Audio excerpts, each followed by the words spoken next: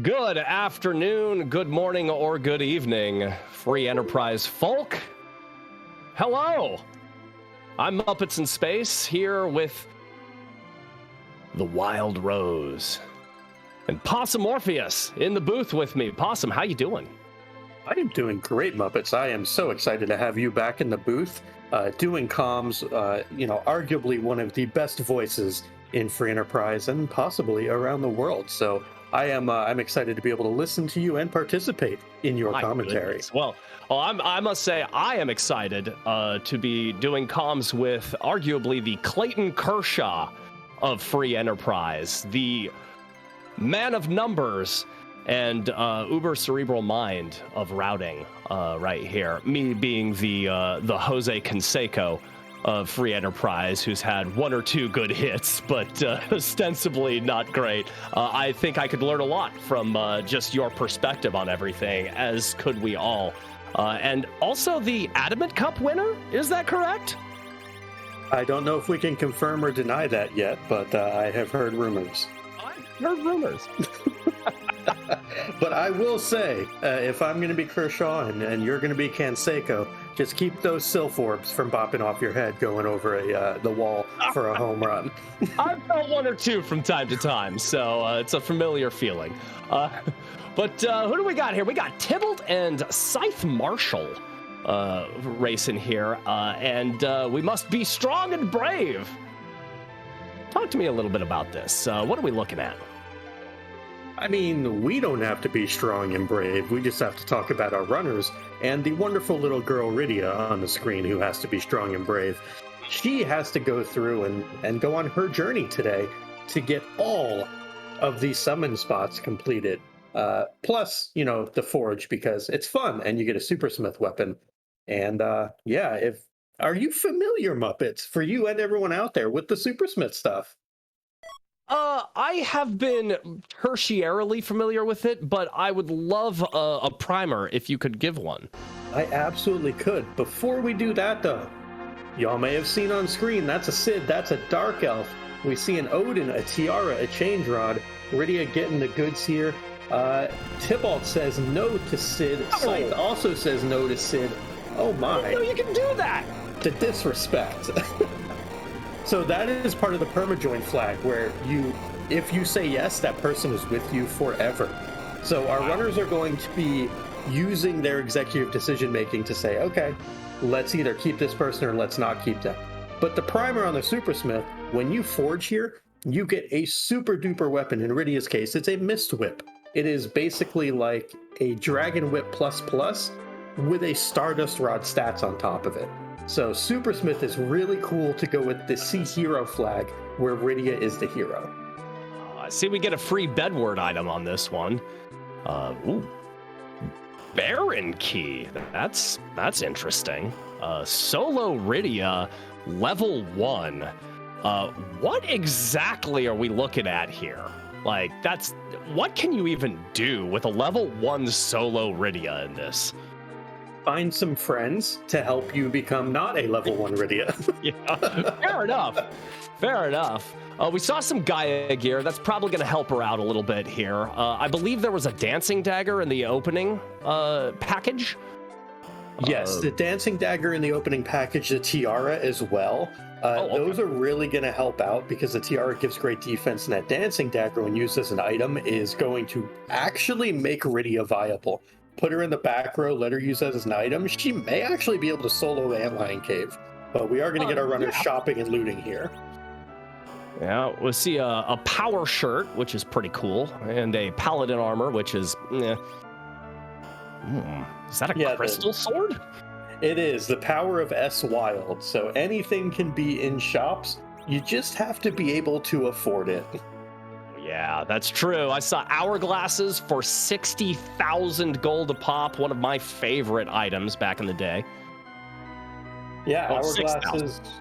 6,000 for hourglasses, 5,000 for Bacchus, but those are really good items to know about. Troya with quite a lot of goods here, so our runners, having seen that crystal sword, I know at least in my case, I would want to find a Cecil and then get up Ordeals and then let this become the Rydia and Cecil show.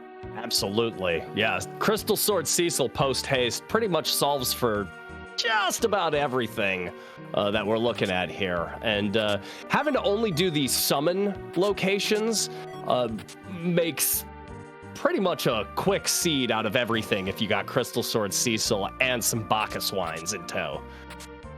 Absolutely. And of note, Tybalt has found a Sylph Orb and a Stardust Rod just hanging out in Damsium Basement. Yeah, that's a pretty good combination right there as well. Yeah, I was asking, what are you going to do with a solo level 1 Rydia? Well, there you go. If you got the MP to cast Sylph, you've got the ability to take care of a lot of good stuff right there. What does it do with a Stardust Rod? About like 800 to $1,000? Are we looking at? Yeah, I mean, more importantly, though, you can just use the Stardust Rod as an item until you get the XP to, the MP, excuse me, to use Sylph. So, really good situation for Tybalt here. I hope that Scythe is able to make the same leading choices. Yeah, that Stardust Rod, when used as an item, casts actual Stardust, the old JP item, and it's anywhere between, 300 and 500 damage AoE? It can be up to 700 in no magic spots, but there's also something interesting on Scythe Marshall's side. The package showing us a Fusoya. Wowzers. Okay, so they both have an interesting, viable option here right now. We see that the Fire 1 location that Rydia just unlocked is actually the Titan summon. So there's an interesting AoE summon that's fairly strong right there. With the Stardust Rod and the Sylph is pretty compelling, but a Fusoya, that's also compelling too. Two very divergent routes right out of the beginning, and two very different, very compelling options. And Kain at the top of Mount Colts. Yeah, Kain definitely someone that our runners will want to pick up to help out early on.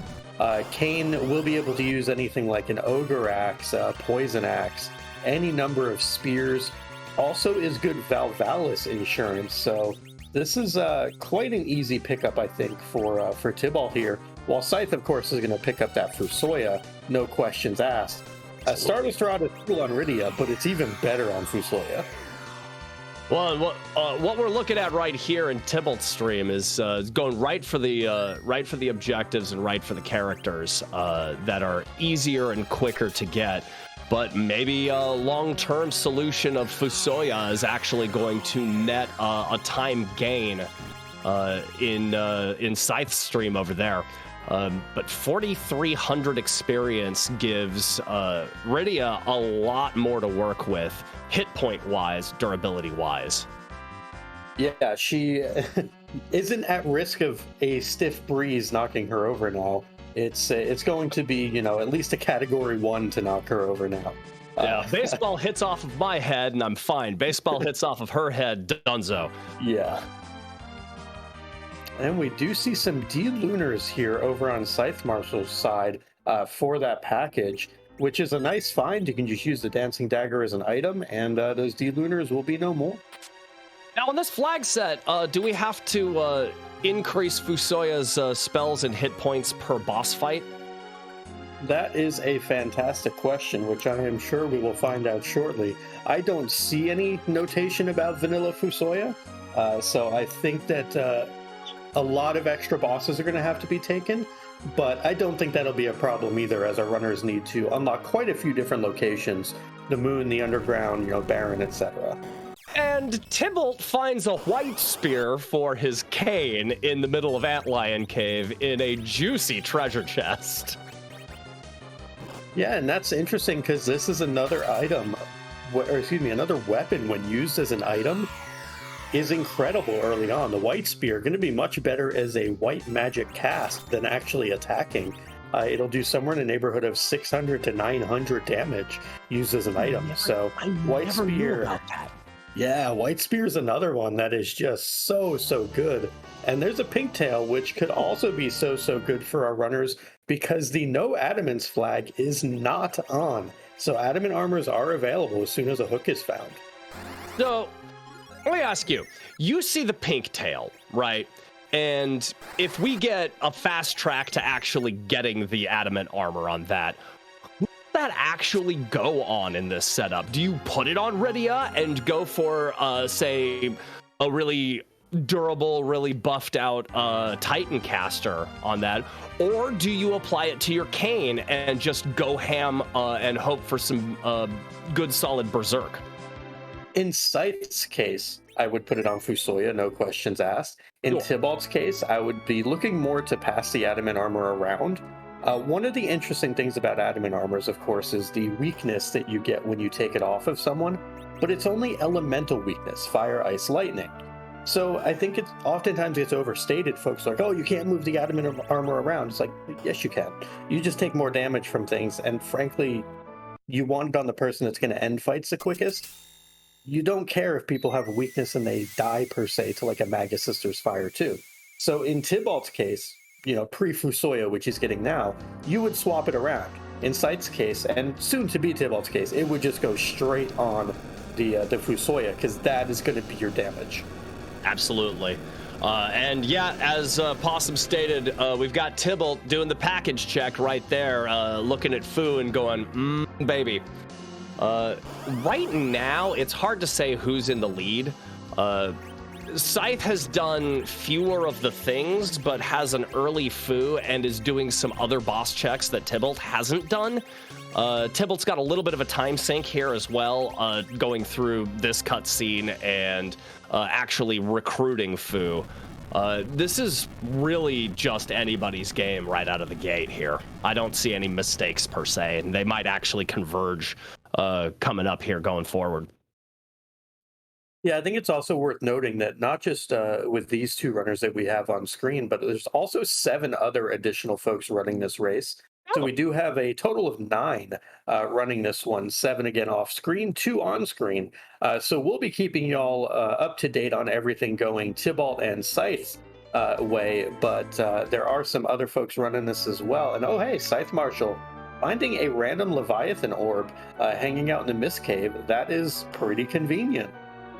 Yeah, that'll do a decent bit of thump with Rydia once she actually gets the MP to cast Leviathan. I believe that's, what, 50? That's required to use that? Yep, it is 50, and I believe that that Scythe's Rydia does already have 50 MP from those early levels, so that Leviathan is online for Scythe Marshal. Pretty sure I saw 40 right there. Yeah, it looks like 40 currently. Rydia's early MP growth is not quite as substantial as her late MP growth, it seems, but it's not going to take much to get to 50 and make that Leviathan viable for anything that Scythe is going to need moving forward for sure. Yeah, absolutely. And, that just goes to show that, possums are good at eating and, good at hanging around in trash cans, but we're not so good at reading or counting. So, 40, 50, 60, they all kind of look the same. They all kind of look the same. They don't act the same, but they do definitely feel the same initially. Exactly. Well, I can't exactly say that I've been perfecto in my observations either. So Scythe's doing the very end of Antlion Cave. Nobody's faded it. Very good to see. I never understood Team Fade Antlion. Never understood that. I mean, I think part of it is you don't want to do it till you have exit, just so you can save that little bit of time. But it's also such an early game easy check to do that you run into a lot of potential danger by fading it. Also, we do see Tybalt picking up 2 Moon Veils, which is very interesting. Those Moon Veils providing a barrier status, which gives full physical immunity for an entire fight, and also puts up a basically 2 times normal length Star Veil during that same fight. So those Moon Veils, quite a powerful item that Tybalt has picked up. Now, point of order on the Moon Veil evasion, like the 100% evasion that it offers physically. It does not wear off during the entire combat. Is that correct? That is correct. Okay. It stays forever and always, and that is part of why it is So good. We got Scythe going up Mount Colts, grabbing Kane. And Tybalt's doing the early check at the old D-Mist spot, Mist Cave. So we're seeing a little bit of overlap here, which is going to net into some convergence here. At this juncture, they both have relatively the same as far as resources, as far as checks having been done. You have the Baron Key. What's the next move? Yeah, I think this is an interesting one because unless there's a freebie in the Baron basement, that's really not on the table, even though it's an objective. Also, hello, Sirens. Those are nice to find. But Baron Inn certainly is something you can do, and the liberation of Baron Castle is fine as well. The issue, though, is that you just won't have the capability to do the Baron basement. We do see here in Baron Inn, though, D-Mist, although it does not give a key item here, as well as a Porum. I don't think for our runners that Porum is going to go on board, but it is a character that exists at this stage. Yeah, it takes quite a few levels to get Porum to be truly viable, and I don't necessarily see these runners actually attaining level, 52 for Nuke for any particular reason, given the nature of where they're going and what's required in this flag set. Well, I think that that they may end up getting to Nuke, certainly for Rydia, and obviously Fu as well.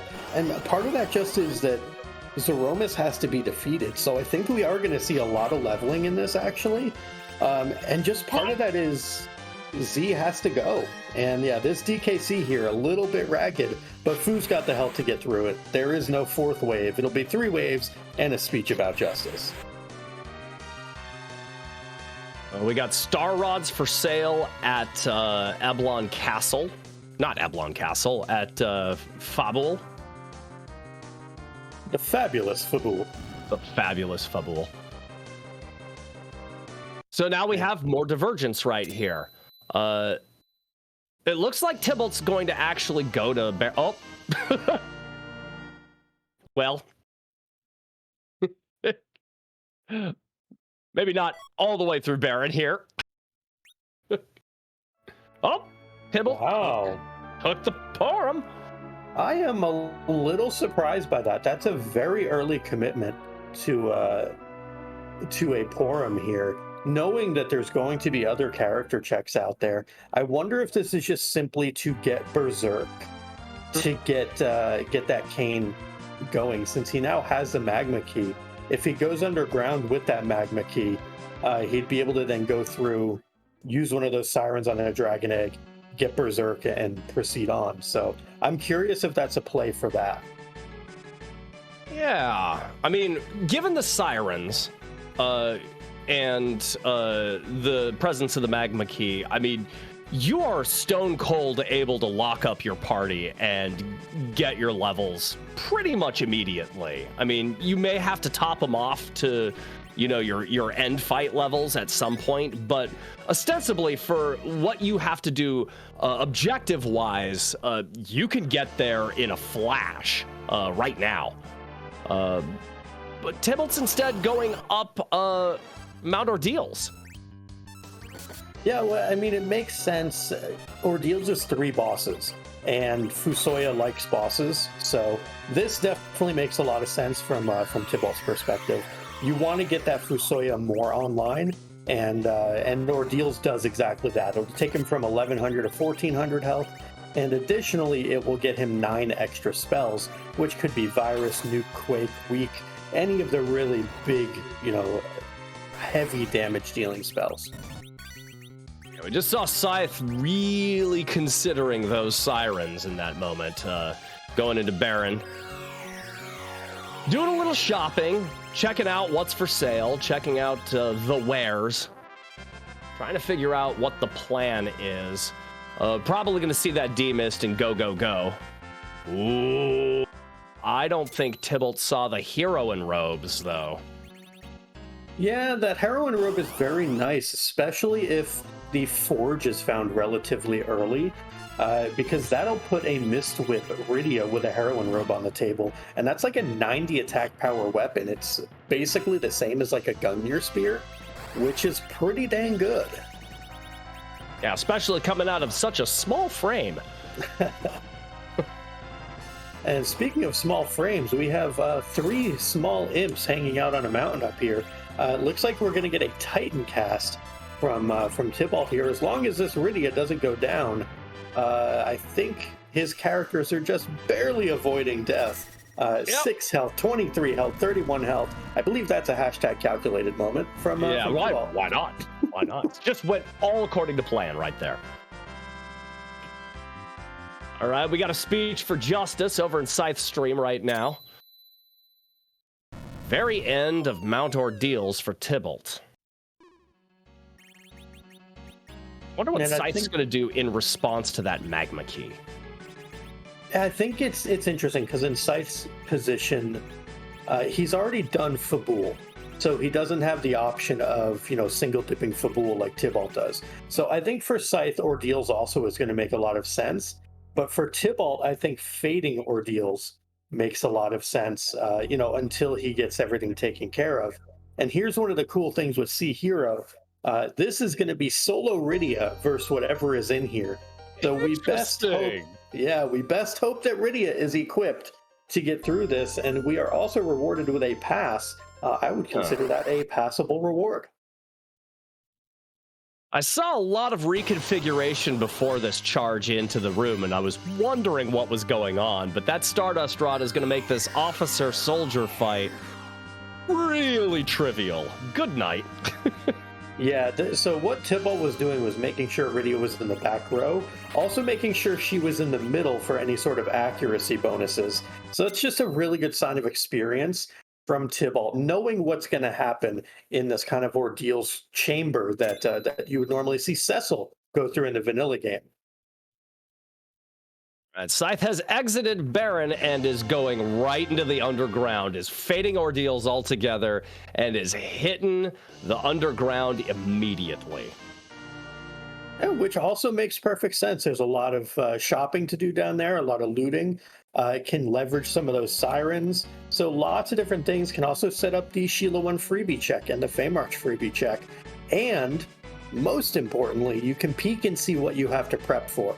The King and Queen spots down at the Feymarch are bosses. They're both required, and they're both fast. There's 60 agility at the Asura spot and 40 or so at the Leviathan spot. Those can be very scary bosses, so best to know what you're up against. Doesn't the Leviathan spot also have just a crap ton of physical strength that no one ever knew about until this randomizer was created?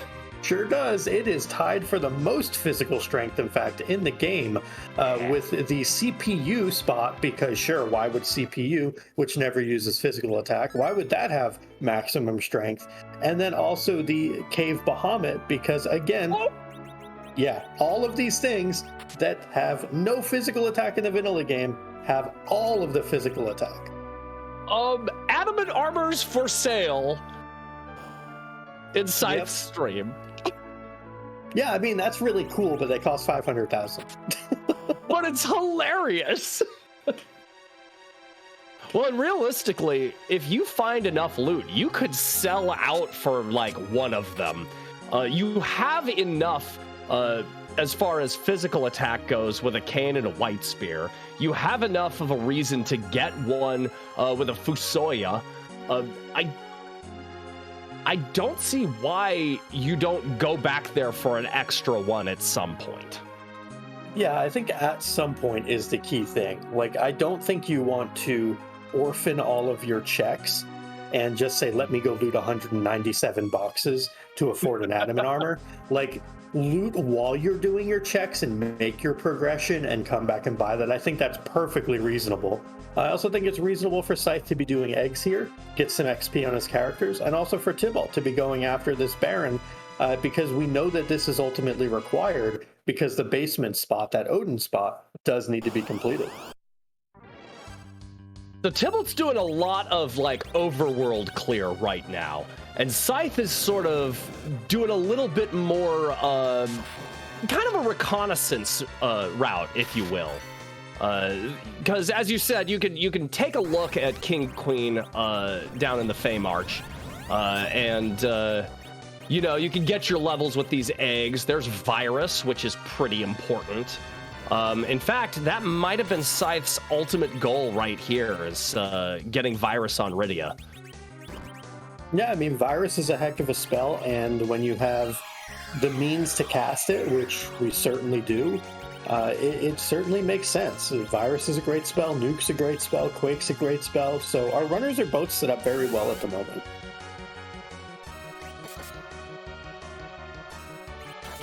There's that dark elf that we saw right at the beginning of the game going down pretty much immediately. Do you risk it for the biscuit and go straight for the Odin spot? No, not even a little bit. Not even a little bit. Tybalt might be Tybalt the Gambler, but even for him, that would be, we shall say, ambitious. Yeah.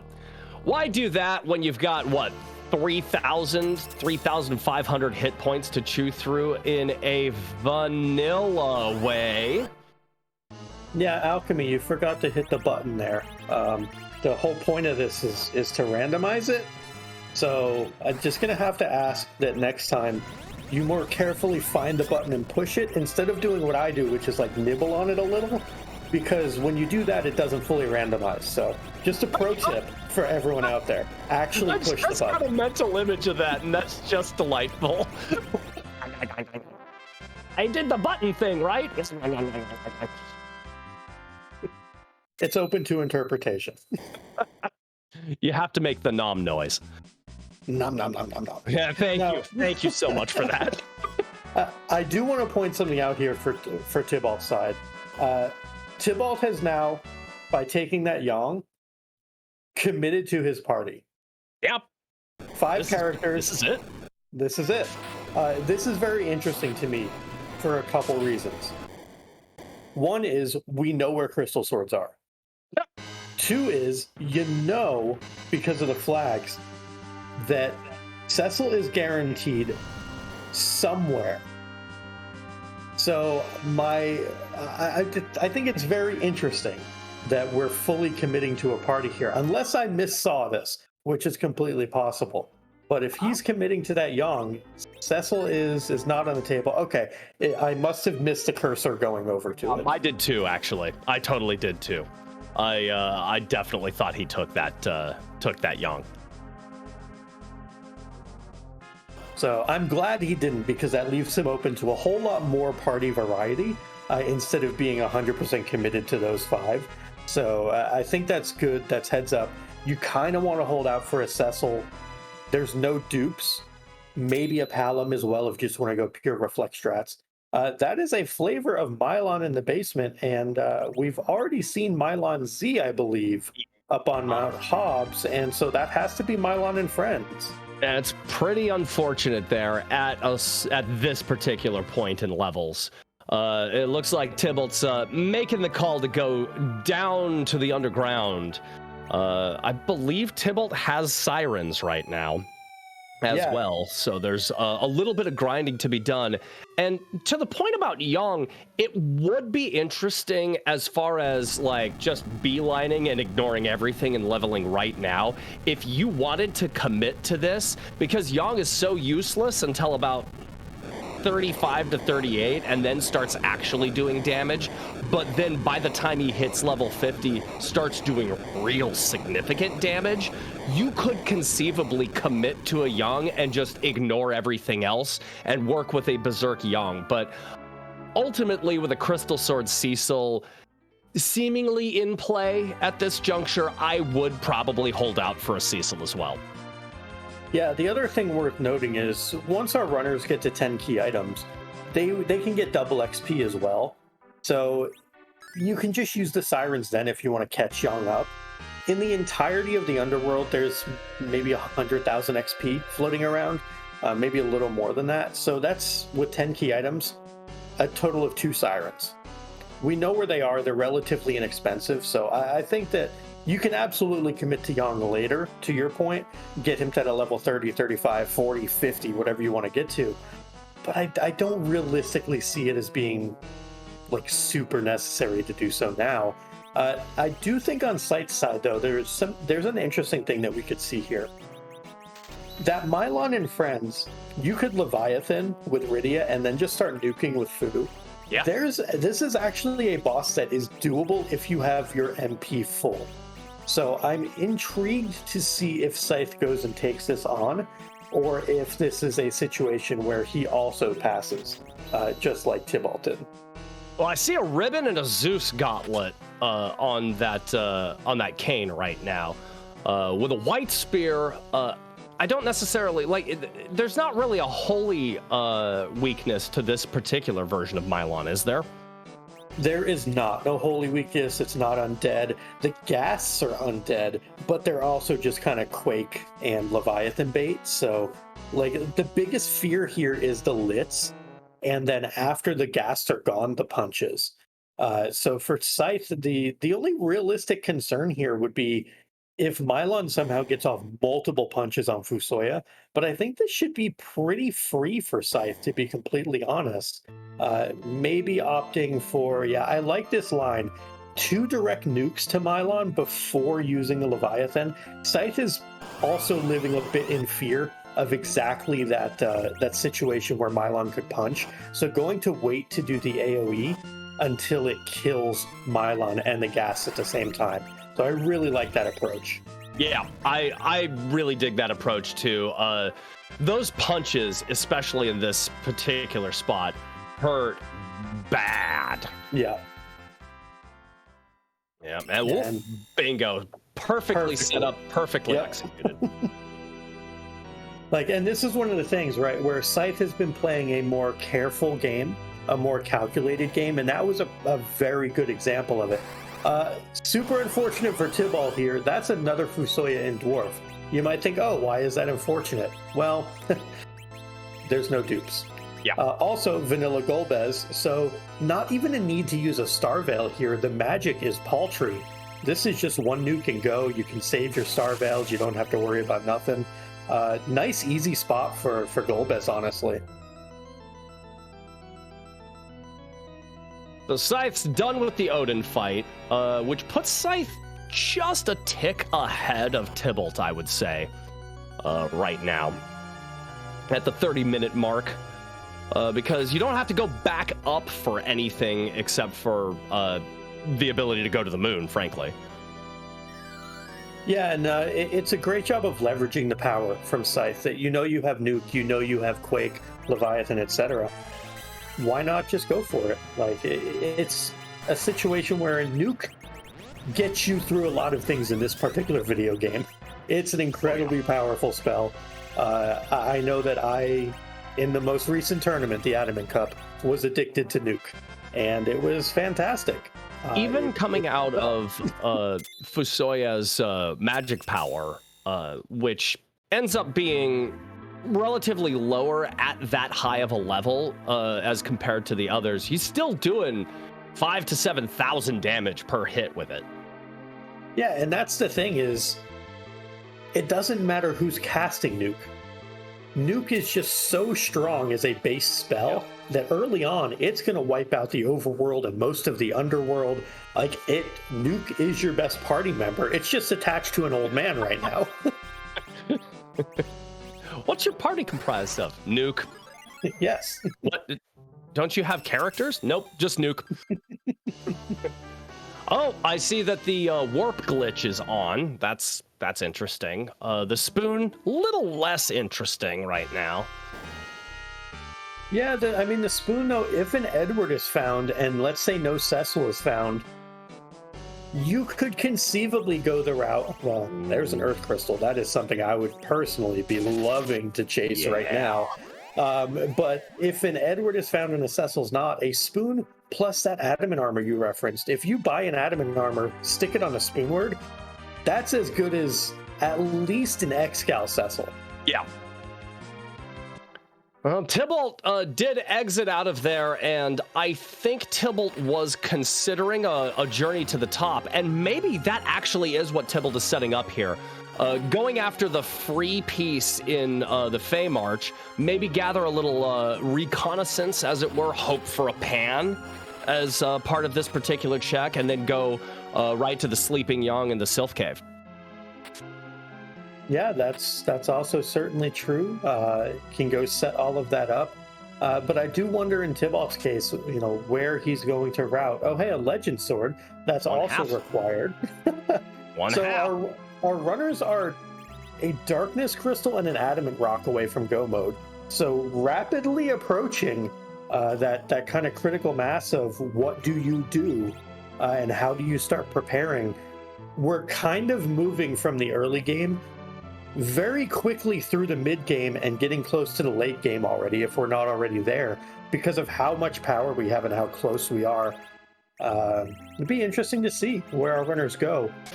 Luge is interesting. I think Luge is doable right now. Ruby. And that's Ruby. That is not fun. It's air quotes free, but those are some pretty substantial, bold, and italicized air quotes. Yeah.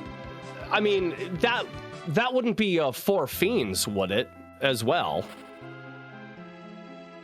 Did we see the elements yet? I honestly don't remember. I don't think we've seen 4 Fiends just yet, so that could be Rubicint, and it could be 4 Fiends. 4 Fiends would honestly be easier because you can find any undead resistance, or actually you could just put up a Moon Veil in Tybalt's case and reflect spells until it just dies. So I think the 4 Fiends would actually be considerably easier than Ruby for the current party. I like that Tybalt went out of his way to use a siren when he was talking to Sleeping Yang there. Well, he wanted to wake him up with the sound of a siren. It makes sense. Works for me. But we see Tybalt heading back up to Fabul here, going to turn in the Sheila 1 check, and I would assume at least rate the treasury, given that it is a super dense 18 chests, and also likely head up Zot trying to find those characters. Does see Stardust Rods for sale, does pick up another one. Makes sense. Rydia's going with you to the end game. Fusoya's going to be with you to the end game. That's two Stardust Rods for 2 Black Mages. Oh, and Tybalt has not done Fabul Defense, which probably is a good thing to do too. Yeah, that's a pretty good combination right there. You have all of your checks kind of lumped into one thing. You see the Earth Crystal, and it's just a very simple eastward jaunt over to go raid the treasury and turn it in for a couple of the characters. And realistically speaking, with that looming Crystal Sword Cecil ability that this seed has, it's really hard not to want to just take every opportunity to try to nab one. Yeah, absolutely. Characters are of the utmost importance in permajoin flag sets. Tybalt has been a little more aggressive in getting his party composition going, taking that Porum, whereas Scythe Marshal has not. But it'll be interesting to see what the final parties are comprised of here. Scythe may end up going with a Zerker party, still has the option to add an Edge and a Cecil. Whereas Tybalt is fairly locked into mages, I think, here, outside of exactly a Cecil.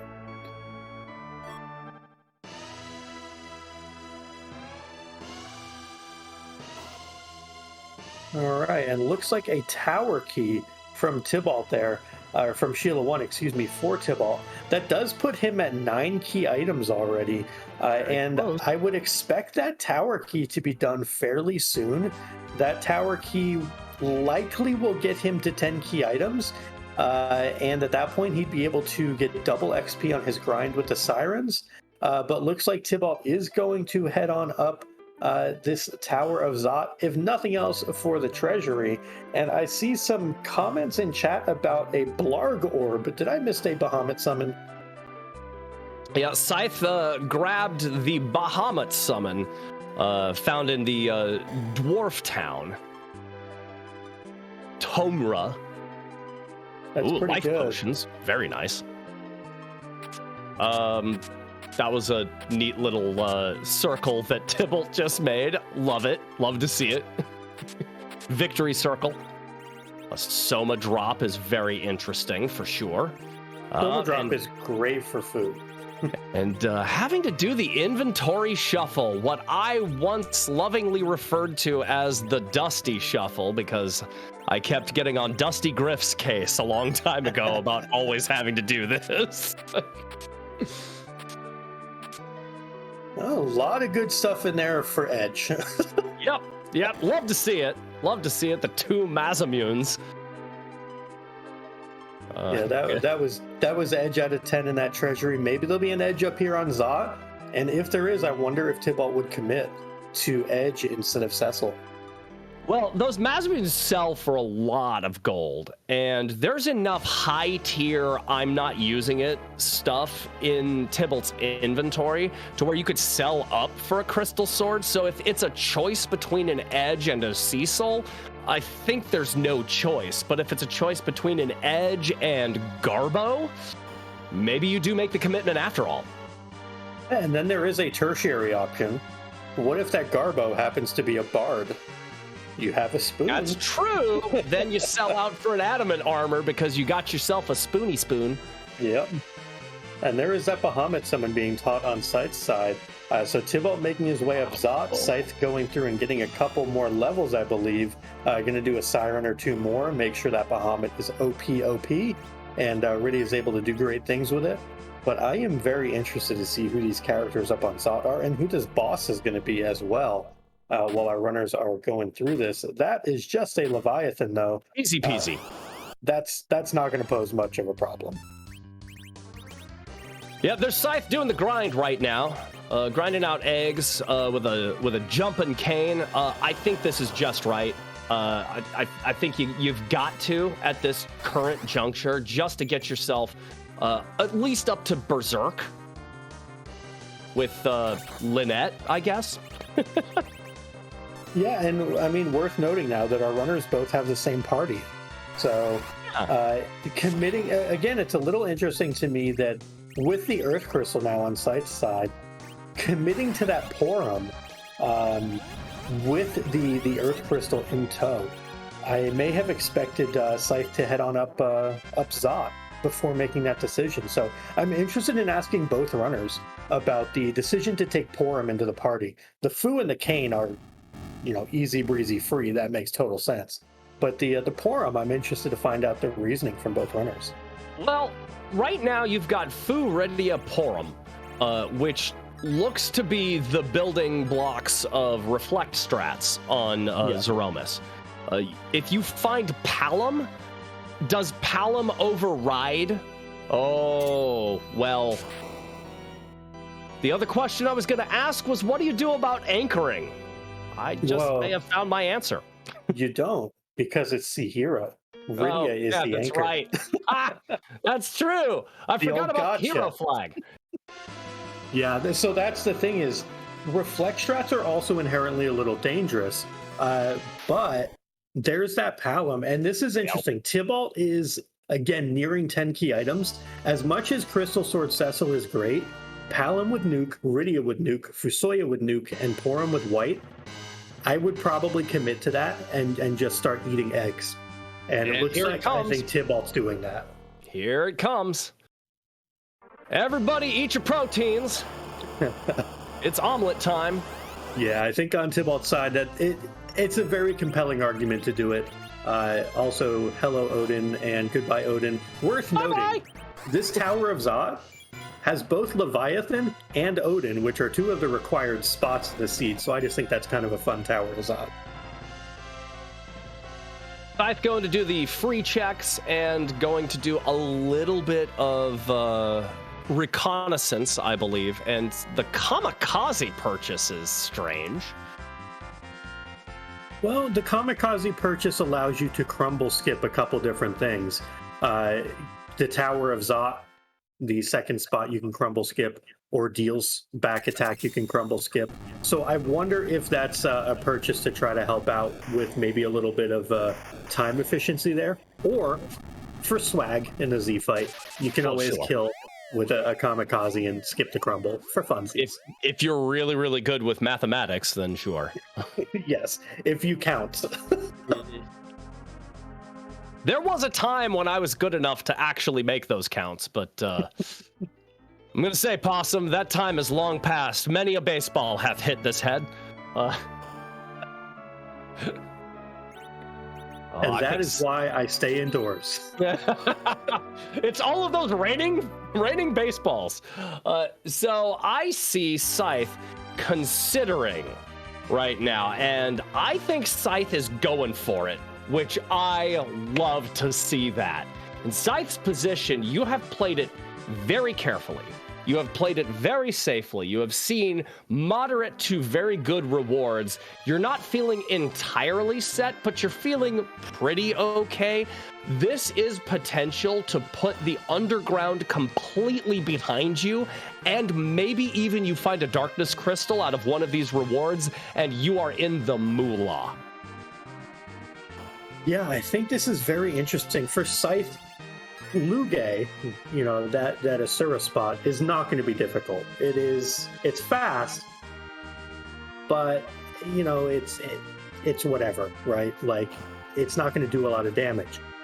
The Leviathan spot is the one that scares me with Scythe's current setup, because you just don't have the MP to get through 37,000 health there. Not to mention, it's faster than you by a factor of about 2 to 1.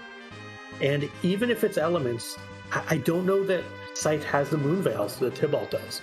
So my concern is that spot is going to punch Scythe's party into next week, and that's not great. But we're going to go right after it. Well, we're going to check to see. Here we go. Yep. It's the bad one. Yeah, this is dangerous.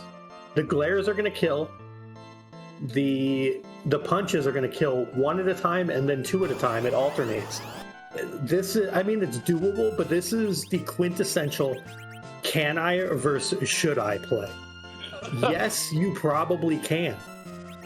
No, you probably shouldn't. Just from a time perspective, and ultimately this is a speedrun, right? And we're trying to get through things as quickly as possible. My fear here is that this can be done, but it ends up being a trap, because this Ruby is cruising. Already back to the glare form after having punched. This is dangerous, because we're now going to be a Bahamut and a Dwarfax swing in. We need 37,000 health total done, and we've got 8,000 done. So I'm concerned. I'm looking at the strategies that are being implemented right here, and there's a little bit of a metronome effect happening with the way that Scythe is handling the glares. Just letting Ruby go after one character, doing a quick revive. You're not necessarily going to be worrying about the counters just because it's spell damage you're doing, and those blinks are going to take care of his swings on any of the characters that he truly cares about right here. Hate to see Fu go down, but the Bahamut is sort of the big play.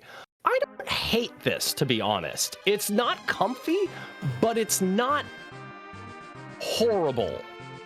Yeah, it's certainly doable. Also, just want to give a quick shout out to Tybalt there. Swag rocks on the Magus sisters at the top of the tower. So always a fun time. But yeah, Scythe is doing a good job of managing this. Is set up here now with blinks on everyone, so should be through this. Won't have the power. Yeah, the white cast from Kane. I'm helping. He is helping. And here comes another Nuke-Ola. I don't think he's got much more to chew through here. I think maybe a Bahamut or two, or a Bahamut and another nuke would actually take care of the whole shebang. Yeah, also worth noting, Magus Sisters atop a tower, Darkness Crystal. So we are now just an Adamant Rock away from go mode. That's also 10 key items for Tybalt. So I would expect the rest of his I guess, stash of eggs to very quickly become not a stash anymore. And meanwhile, Scythe does get through that Ruby. Yes, it's very well done. Love to see it. I love to see those kinds of moves actually pay off, too. It was very gutsy play. I dig it. I'm really hoping that Scythe goes back and saves after this. Thank you. Always be saving. Always be saving. Oh, the number of runs that I have lost to forgetting to save. Hey, we have never seen anyone in the Adamant Cup recently lose a lot of time to forgetting to save. That is not a thing that happened repeatedly due to Wyvern being Wyvern to many runners. Never happened, not once. I've definitely lost to being at 1 HP across the board, doing the cannon room check and having it be CPU. I have also died to that, and it feels awful. It really, really does. Nothing makes you feel quite as dumb as enduring a loss to CPU at 3 Imps location. Ooh, that is an interesting pickup from the tower key there. That's a Dragoon Spear. That's going to make these eggs go a lot faster for Tybalt now. Just hold A, win fight. That's a pretty cool pickup, as long as, Kane doesn't do patented Kane things, which are like, well, forget how to kill eggs. So hopefully he behaves, but that's going to make this a very fast grind. Tybalt's grind is this is like the grind at this point right now. Tybalt is just swinging away at eggs until he's got the levels that he thinks he's going to need, probably for endgame here. This might be the last grind that we see out of Tybalt, just running off of pure experience off of bosses from here on out. Yeah, Tybalt's going to go through and do all 15, might be able to get away with 13 or 14 based on some early Slingshot XP there, but going to be doing a lot of these eggs to get to Nuke and White on all of his characters, and he really won't have too much trouble with any of the bosses. So again, while Scythe is getting through all of this and doing it very quickly for what he has available, we're going to see, basically comparing just these two runners, Tybalt is putting Scythe on a clock. That Scythe is up Objective 2, Objective 4, and soon to be Objective 3, the King of Summon Monsters, the Queen of Summon Monsters, and Baron Basement. But Tybalt is going to start charging back behind the power of microwaves and holy spells. Also, Scythe does not have the Darkness Crystal, which is required for this flag set. Yeah, also true. But that Darkness Crystal, I believe, comes from the top of tower, and the tower key came from, was it Sheila 1, I believe? So that'll be a check that Scythe almost certainly turns in soon, and will likely be down that same path. What's interesting about that, though, is that will require Scythe to go up to do the Sheila check, and then back down to do the tower, to go back up to do that. Right now, where Tybalt is, Tybalt can grind, go down, do the Feymarch bosses really quick, go back up, do Odin, and then go all the way up to the moon and hit Bahamut as one linear path the whole way through. There's not a whole lot of bounce back and forth, which is maybe going to prove to actually save a minute overall. Yeah, I think that's the thing is, Tybalt is objectively behind right now, looking at objectives, but I think that if both runners take the same path, I think Tybalt comes out ahead here based on how he has routed and how he's going to be grinding and clearing everything with much more efficiency. But I still think it's worth stating, Scythe has gotten an incredible amount of mileage out of his play and his ability here to get through those very difficult fights with a party that, again, was on the fence of can I versus should I. I think he's done an incredible job, and I think both these runners should be followed as well. Give them your praise. Watch them. They do a lot of ladder races, a lot of community races, hopping in with the clubs. They're both fantastic runners, and I definitely think that everyone should give them some love. And while you're at it, we have our restreamer Scala Kitty, our tracker Fiery Blizzard, who actually has the hardest job of everyone, and my co-commentator coming back to the mic, Muppets in Space. Make sure you give Muppets a follow. That is one of the better follows you're going to find on Twitch. Also, make sure you give the big brain, Possumorpheus, a follow as well. Can learn you a thing or two about this game. I am actively learning right now as he is breaking down all of these plays. Here we see Scythe Turning in that Sheila 1 check, it's going to prove to be very crucial. Do you think Scythe just goes right to the tower from this? Given what Scythe has available, it's either going to be tower or Zot. And both are completely defensible. I think if I were in Scythe's shoes, I would probably go Zot because Scythe is still looking for a fifth party member.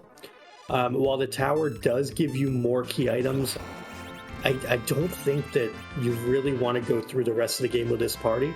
I like the Zot play for a Cecil and Edge, a Palom, any number of other characters to try to see what you want to do.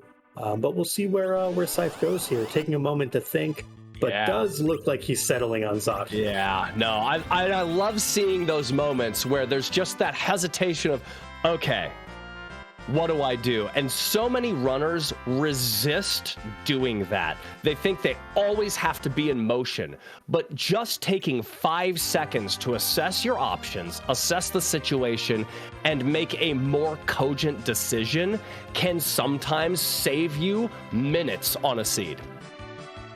Yeah, I know one thing that I love to do, when running is if I need to take like a siren fight or I want to go and figure something out, like maybe go do a bunch of loot boxes somewhere, I'll use that as my time to think, like, how do I want to route it? Or if I'm running through, the Sylph Cave, about to do the Sheila 1 check, I'll use any of those spare moments to think, like, how do I want to route this? What's my next 1, 2, 3 steps? And I think that's really important that you bring that up. You can do it on the fly like that, or you can just literally stop and think.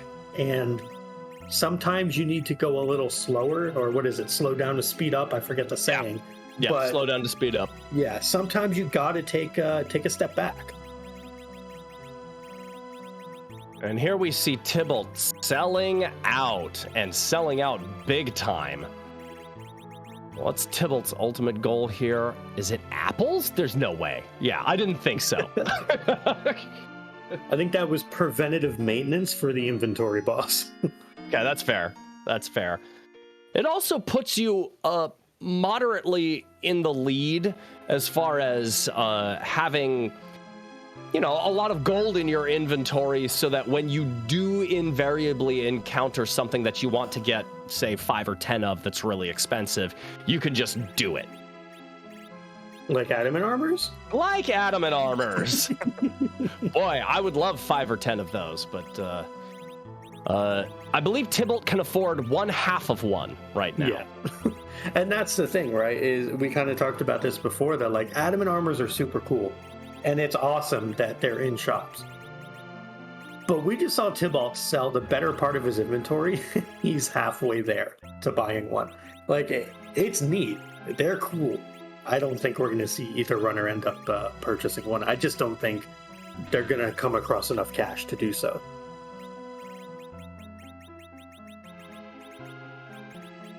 Oh, yeah, and equipping the Southpaw with a bow and arrow. Yeah, more importantly, it's the Elven Bow, just for the +5 wisdom there. Might want to go back and find another Stardust Rod for the kid there. 3 Stardust Rod nuke users. Agility be darned at that point. You're just going to be microwaving everything. Yep. And this Ruby fight's going to go a lot better. Fu is not going to survive that particular glare, but Tybalt actually doesn't have to care. No. We've got Nuke, we've got White, we've got Jump and Cane. I don't believe Jump Jump does not trigger the physical counter. It's literally just Fight Command that does that. Yeah, Jump, Aim, Power, all of those ignore that counter. So only the Fight Command will trigger it. So good job by Tybalt there, letting Cane help. 9,700 from that nuke on Rydia. If it wasn't for the speed of nuke, I'd be a little worried about what Tybalt is doing right now, because I would be worried about a glare coming out, but the speed of nuke just absolutely takes everything out of the equation and lets you just go, microwave. Yeah, and microwave done. That is objective number 2 on the table for Tybalt. And a very quick fight we'll see what he opts to do here, is going to bring the other characters back up, which does make some sense here, and going to heal up that Porum and that Fusoya, and make relatively short work of this Dr. Luge.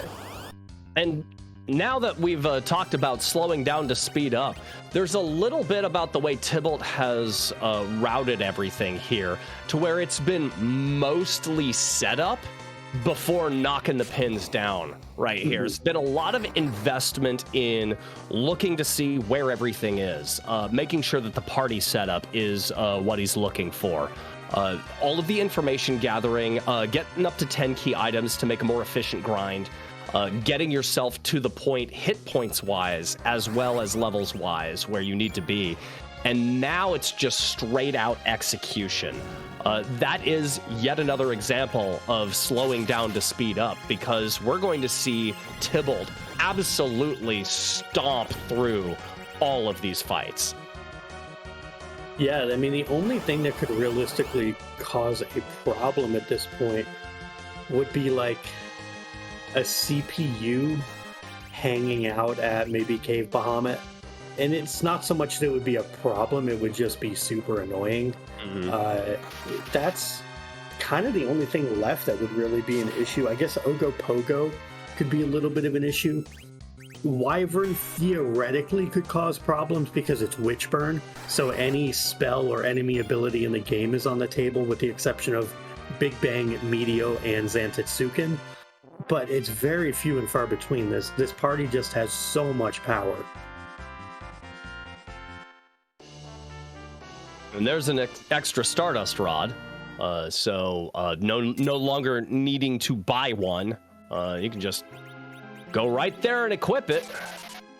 Yep, and meanwhile, Scythe Marshal does get through that Tower of Zot as well, gets his Artemis Bow, and we shall see what direction he opts to go next. I would assume it would also be the tower.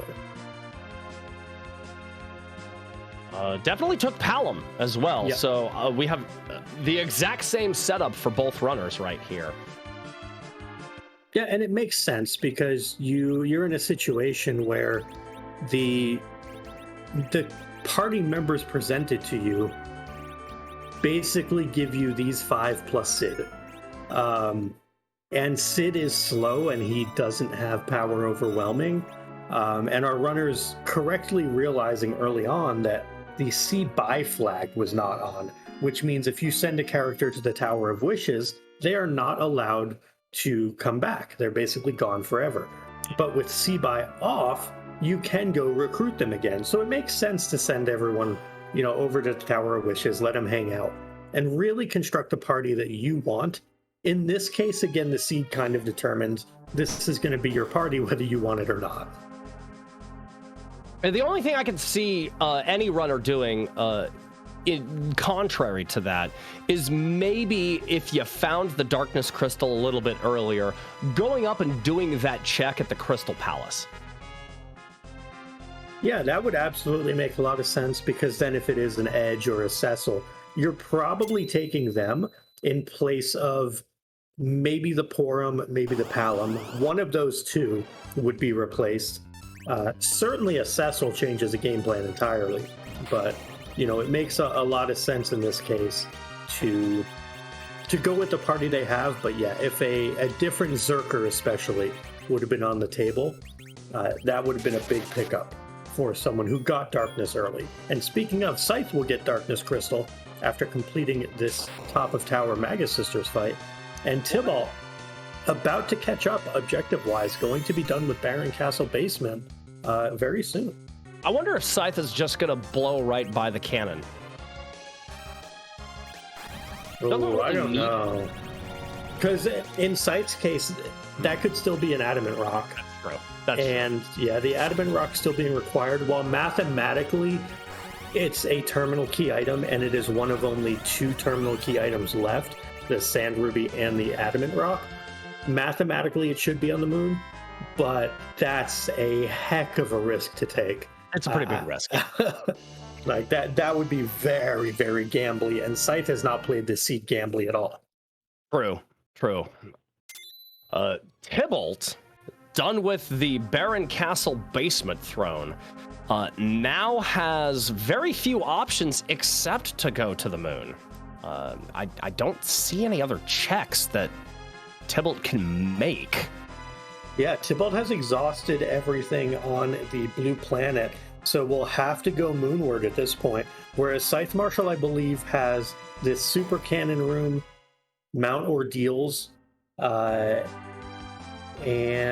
the grind comparatively. So a couple minutes difference at this point. Tybalt, again, through the power of that grind, was able to clear those spots significantly faster. All right, so we're summoning the big whale. Tybalt probably going to go right to Cave Bahamut here, because what if that ends up being the adamant rock? It could be an all-in-one. That was going to be my question to you, because I know you had mentioned routing and how it may not be a thing near and dear to your heart, but you go to Cave Bahamut, that's the obvious one. Yeah. Where do you Muppets in space go after Cave Bahamut? Ugh. In Tybalt's case, well, I've already grinded, right? So I don't need to worry about anything like that. In Scythe's case, I wonder if Scythe might do a hairdryer grind afterwards. Just because Scythe doesn't have the levels, but and I love the hairdryer grind. It's one of my favorites. But Tybalt, I believe the best thing that you can do here, because you're only looking for one key item, is to start close and work your way out. I would honestly check the Pale Dim spot first. Yeah, I'm on the same page as you with that, actually, that the Cave Bahamut play straight into the Murasame altar. Yeah. And then you can pick and choose where you want to go, whether it be the Crystal Sword altar, the Ribbon Room, et cetera, et cetera. But yeah, I think I like the top-down approach here, because if the Adamant Rock is there at the Murasame altar, then you don't have to take an entire extra trip down. And it could be the hook, it could be the pan, it could be the Adamant Rock directly. The Luca key you don't need because of warp glitch. The twin harp you really hope you don't find at the Murasame altar, but you're kind of obligated to chase anything. Also, because of course, antlion in its native habitat on the moon, it's supposed to be 16% of seeds at antlions on the moon. It is more than that. And, it's way more than that. Yeah, Palom took more than his maximum health, and that is bad for the small child. Oh, meta objective time. Rydia has cast Mist on the boss of Cave Bahamut. That is bonus points from Alchemy, whose club this belongs to. Shoutouts to Alchemy. Let's see the Mist summon. There we go. You'll love to see it. Bonus points for Tybalt. Didn't even know that was a thing, but I love it. Now, here's the question. If you get Twin Harp from this fight, where do you go? Murasame. Oh, okay. I'm not chasing the Twin Harp until... If I get a second key item to chase, like a pan or a hook to go with the Twin Harp, I will absolutely do that and chase both of those, but I'm not chasing just a single Twin Harp. I think that would be wildly irresponsible. Please get through this. There we go. Kane did not betray the party. Oh my goodness. Okay, good.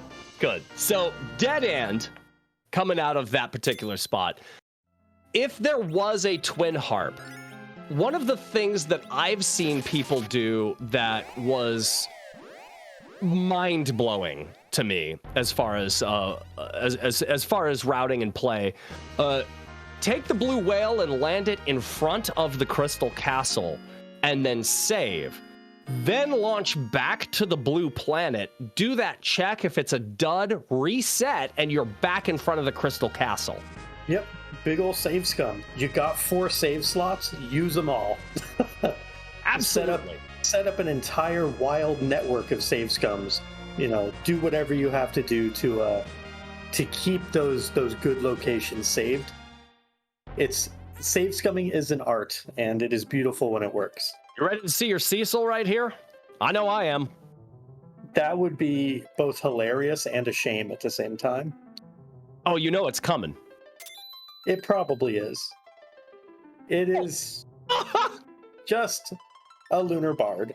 Ah, singing the moon song.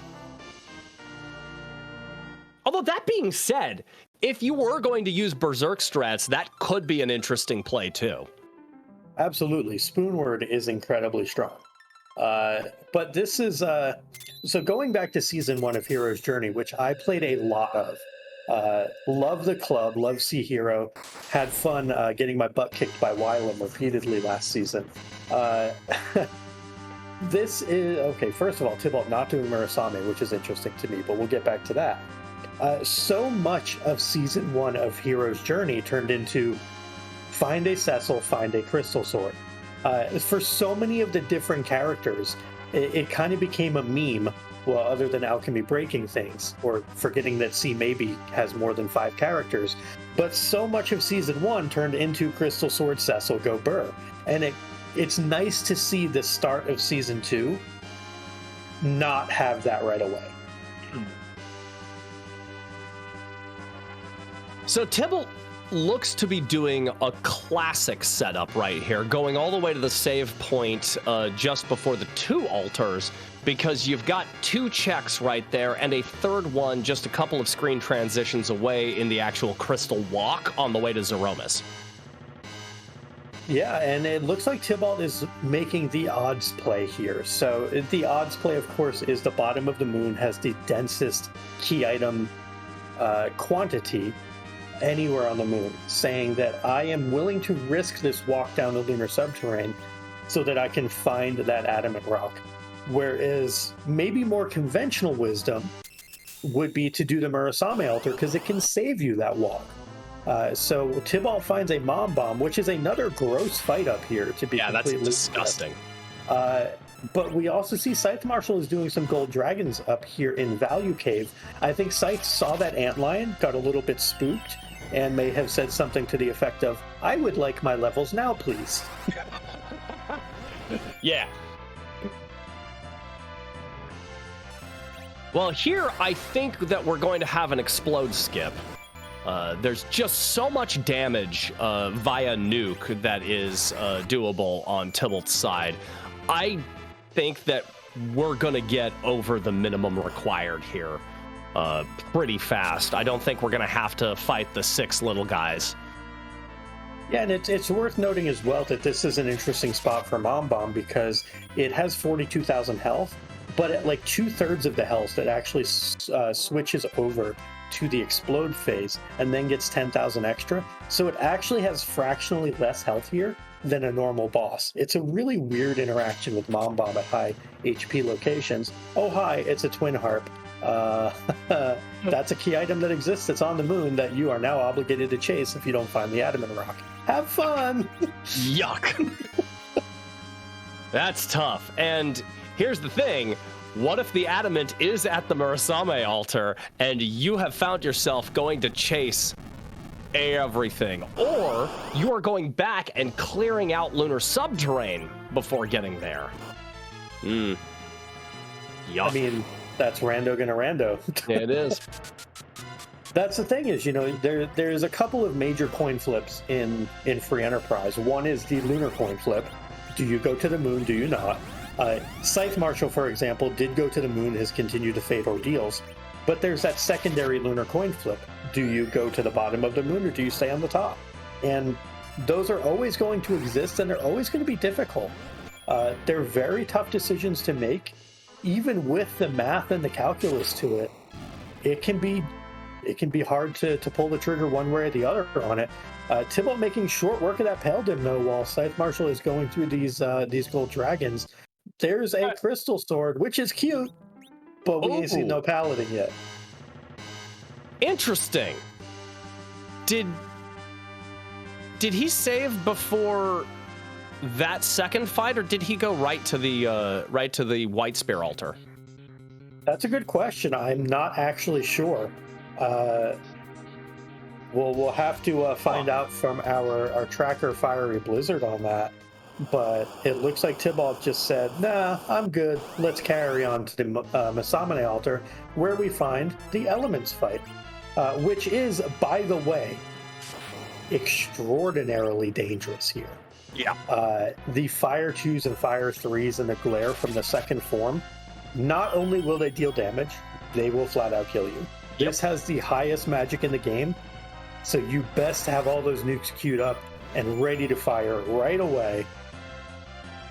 And it looks like Tybalt is doing just that, passes through the scary phase, and will be through this fight. Now, each of those phases can queue up attacks and moves from the previous phase, and those will go off regardless of the phase that you're in. But this is happening so fast that I don't think anything's had a chance to get queued up. Yeah, one of the things about the elements fight is there's a lot of weird delays where it spends turns setting resistances, and it doesn't trigger a lot of stuff it should. Like, for example, an 800 damage swing there took out the back form of elements, and you didn't even see Val. It's because it was too busy setting resistances. Also, Hello Hook, that's a rat tail and a pink tail that can be turned in to go with that twin harp, but still no adamant rock. And you got to be getting a little nervous if you're Tybalt, because now that top-down play is looming large in your head. There's the exit cast. I was definitely expecting that. Whoa. But do you go right to the blue planet?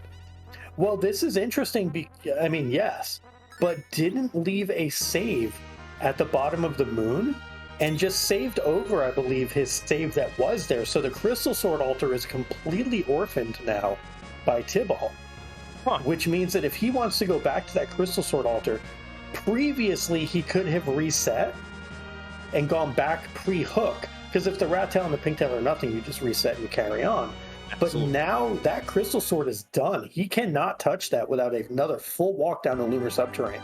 So this is what I was saying a little earlier about save scumming being an art. Like, you have 4 slots. Just stagger them every time you save. So you have like one save up there pre-Crystal Sword altar, one now, at the base of the moon, another one somewhere else. I will say this, that I have been horrible about that in my time, because there are years of Young Muppets gaming history where I just saved over the most recent save, over the most recent save, kept one save file for everything because I lived in a house with other people who used it, you know? So there is sort of an inherent thing inside of my heart and my brain that I have to combat every time I'm looking at things like that. Adamant Armor and a Luca Key, swing and a miss, strike 2. Yeah, I mean, the Adamant Armor is cute, but like, it doesn't do anything for this party. The Luca Key does absolutely nothing because we've already done the warp glitch.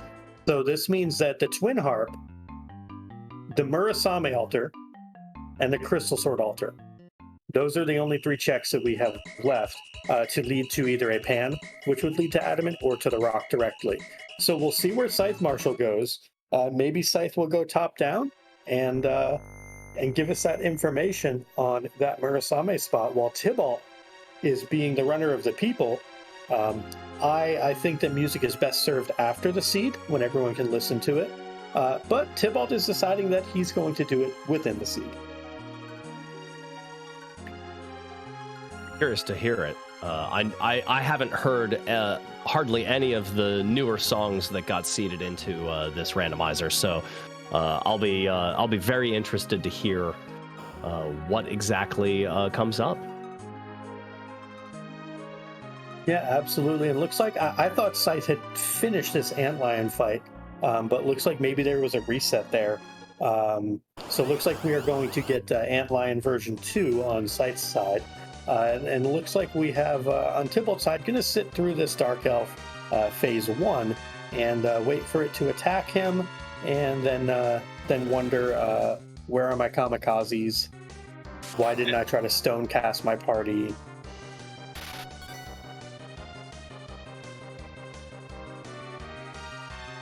Oh, and looks like the reset may have been for the meta objective. Chat is pointing out, Alchemy as well pointing out, that Scythe Marshal may want to cast Mist on the Antlion.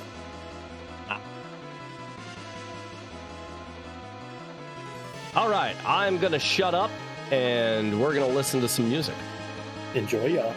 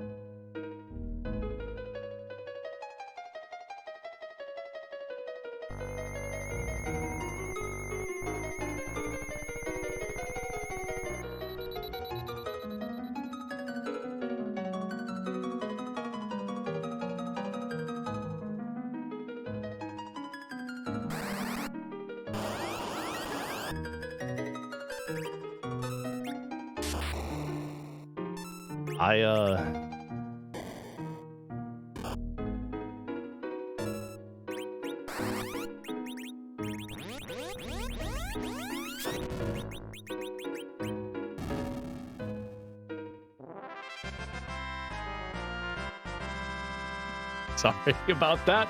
That's a really good rendition of that song. A little live alive. Also, I approve of talking over the music. A+. Rivers would be proud of you. Also, a pan from the Twin Harp. So now, yeah, we're looking at the Murasame altar, the Crystal Sword altar, or the Pan Bonk, and the Pan turn into Sheila. So Tybalt's got to follow it right now. You're in for a penny, in for a pound on the blue planet. You still have that save that you can go back to if this is a dud. But we are 3 checks deep, going for number 4 that requires several screen transitions and a lot of flying around. Man, this is tough. I think it's worth noting, even if this is a zonk and this doesn't pan out, I know, I'm sorry, I had to say it. I love it. That Tybalt picked up that adamant armor and did all of that stuff, turning it in. I think at that point, you just take the whale back up and the save be darned. I think the adamant armor is worth the 20 or 30 seconds. But if it were to have been the difference between walking to the bottom of the lunar subterrane versus just flying to the moon, it wouldn't have been worth it. But I think now, regardless of what this pan turns into, I think you're keeping that adamant armor in Tybalt's situation. Well, and you're really, really hoping for that adamant rock to... Yeah, there it is. You mean that one? There it is. Well, now you look like a super genius because you can just complete that last objective right here and right now. Tybalt has the pass, so you don't have to go back up to the moon. This is a roll of the dice and hitting boxcars immediately. Yeah, and I mean, Scythe Marshall now doing the Murasame altar check. This is, what I would have done in Scythe's shoes. So, and air quote rewarded with a Baigan here, which is not a reward at all. By the way, this moon is gross. But yeah, Tybalt gonna get that go mode here, get that mist whip, and be on his way to the big bad final boss. Well, Scythe is gonna give us the full lunar experience. Awesome. I just have to tell you how much I really appreciated you aspirating your WH right there. Mist whip. It's actually HWH. Thank you. Oh, God. Aspirated so hard that the H comes first. I love it. You're a man after my own heart. There's the crystal, and it's go, go, go for Tybalt. Tybalt is in absolute command right now. And Scythe, who has done all of the most careful plays, I cannot stress enough just how well Scythe Marshall has done in this seed, and just how right I thought Scythe was about so many of these checks. But Rando's gonna Rando, and Tybalt's really aggressive style has paid dividends in this. Yeah, and I do want to just remind everyone that there are 9 racers total in this. Tybalt and Scythe are 2 of the 9 on your screen, 7 more off screen, but we do not have a first place finisher in this race yet. So Tybalt as far as we know, going to be the first runner into the big bad final boss fight here. But Muppets, I think there's some explaining to do here, because I'm seeing some flags in chat. And I know that there's questions to ask and intros to do. And what are we working with here, friend? Well, it looks like everyone's forgotten the first 25 letters of the alphabet. But more importantly, I think that we have to ask a very, very simple question. Whose butt are we going to kick today? We have a randomized Zeromus sprite, because we can't randomize what Zeromus does, big bangs and all of that. The fight itself is just so wildly coded and hard coded into where it is. It's not really conceivable to randomize the fight itself, but we can randomize what it is that we're actually fighting visually. So the cosmetic change that happens to Zeromus, it's different for every seed, and for this one, we get to find out very shortly what happens when we use the crystal, what Zeromus turns into. And also, just to catch up on some things, Muppets, there are other questions we are obligated to ask now, such as, is the butt cute? Oh! Does the butt have a hat? How is the butt? How is the butt? No one ever asks how. They always ask who. Why butt? Yeah, why? Why butt? Well, butt's let's not ask. Yeah, let's not ask why. Let's just cast spells. Butt is wiry. Butt is devoid of most colors. Butt is a little offset. Butt is, however, very angry looking. Has great framework for some ivy, like at Wrigley Field. Absolutely. And I do believe that Tybalt's going to hit a home run on this one. A lot of very, very big damage spells being reflected right now. I saw a bunch of shakes out of Queenmas right there. And Queenmas, I don't think is very much longer for this particular world. What is happening here is Tybalt is bypassing an HP refill that happens at a certain hit point threshold by reflecting spells onto Zeromus. Direct damage is what causes that particular HP refill, but reflected spells are indirect damage, so that will not actually register the HP refill. So it goes from what, 100,000 to 64,000? Is that correct? Yeah, it goes from, I want to say, 110,000 to about 61,000. And any time after 45,000 health that you deal direct damage, it will cause that HP refill to happen. So in Tybalt's case, he is going to do no direct damage for this entire fight, at least not after the early parts of it. And yeah, it's going to skip all that extra HP and all the refill, and he's just going to carry on his merry way. And Tybalt is real close right here. And done. Yeah, so close. In fact, he's finished. 1 hour, 26 minutes, and 11 seconds. Winner, chicken dinner. And is that numero uno first place right there? It is for the entire race. Tybalt is first place. Absolutely, 100% love it. A lot of really, really interesting, really aggressive plays from Tybalt, and paid off in the long run. I am really, really interested to know what Tybalt was thinking about once he saw the twin harp and the pan and all of that. What do you do in that? And Tybalt, welcome on in, the gambler. GG's. Thank you. Absolutely fantastic there, Tybalt. How do you feel about that?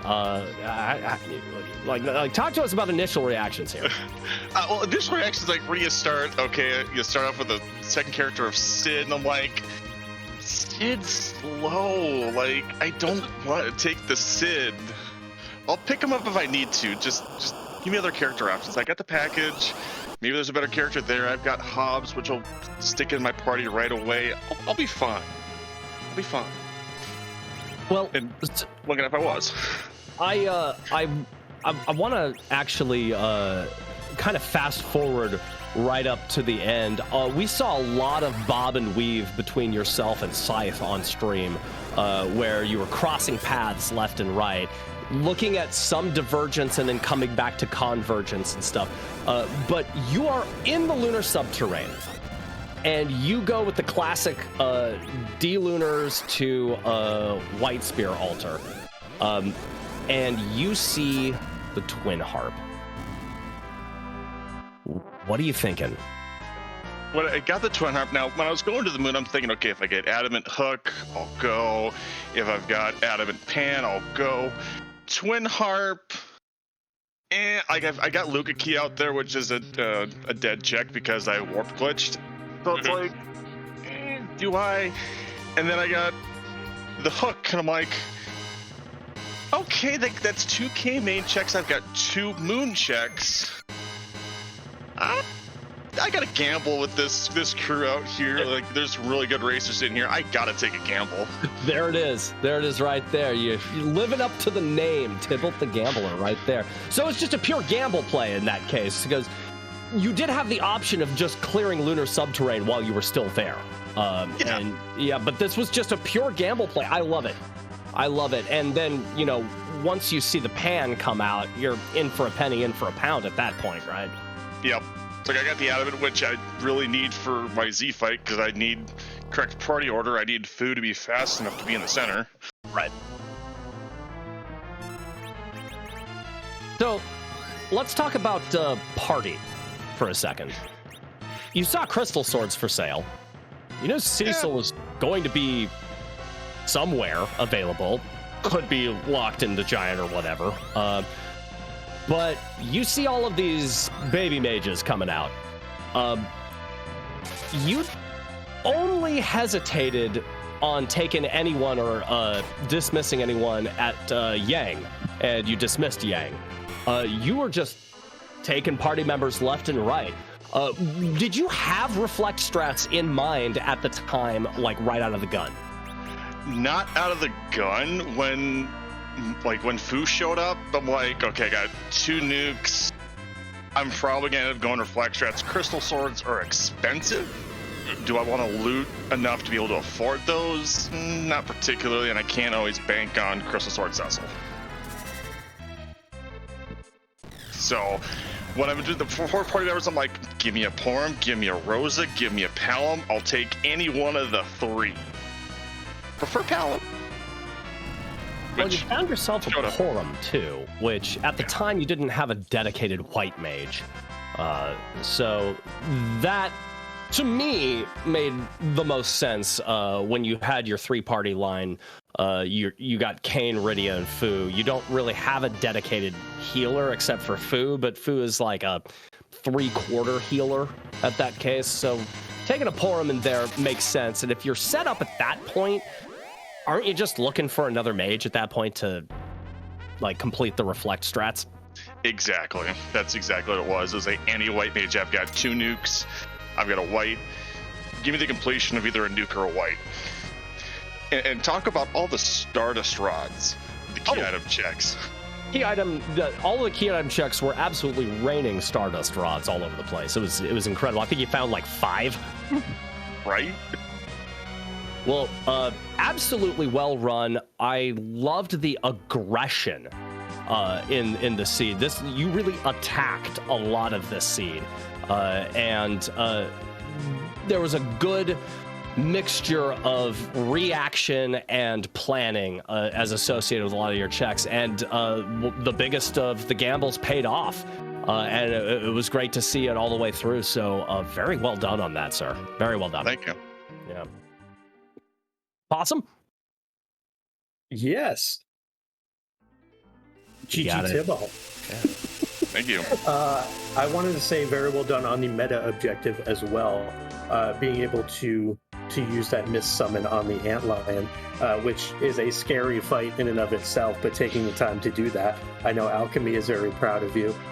We of course would have liked to see the miss summon used to kill Zeromus, but you know, that's a little harder to set up. Right. But you played really well, and it was good to see all that come to fruition for you, and not to see you get sniped by 4 seconds by someone like floating around in the race. Yeah, not like that's happened before. Though getting the Dragoon Spear out of the tower queue was chef's kiss for that grind. Oh yeah, Yeah, absolutely.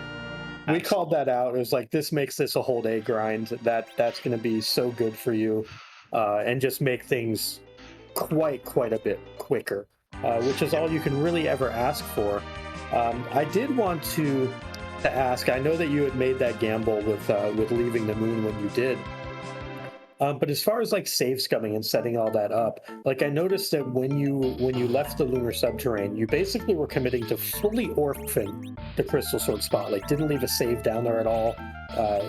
Just were gone. Was that a calculated decision that you were like, well, if I have to come back here, so be it. I'll make the run. I'll have an adamant armor. We'll deal with it. Or was that something where you were like, I should have saved over a different file? I had the Murasami altar still left to do. So if I was going to reset, it was just going to go to Mura, then Crystal. Gotcha. Okay. And the only other thing I was curious about, Muppets kind of touched on this, was with regards to the party composition. Like you had the options to do like your objectives. You had the option to do the tower. You had the option, the Tower of Babel, and you had the option to go to the Tower of Zot. Was the Tower of Zot play over the Tower of Babel play more of a, I don't care who the party member is, there's like 4 of them out there that can complete this, rather than doing potential progression plays like the Tower or the Feymarch? Was that just purely character hunt for like one of 4 options? Yeah, it was a pure character hunt and also get closer to 10 key items hunt. I knew I was super close. I was like, I just need 1 or 2 more. This will put me right at Baron if I need to pick up some extra sirens to get a Palom up to nuke. I can buy the extra couple that I need, which I did, and then grind from there. So it was just a character check.